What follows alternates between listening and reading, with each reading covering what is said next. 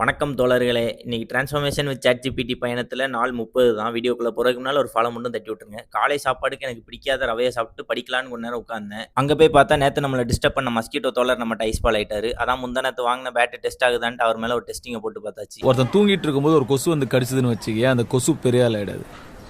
ஒரு நாள் முழிச்சுன்னு இருக்கிற சொல்ல கடிக்கும் போது பட்டுன்னு அடிச்சா பொட்டுன்னு போயிடும்.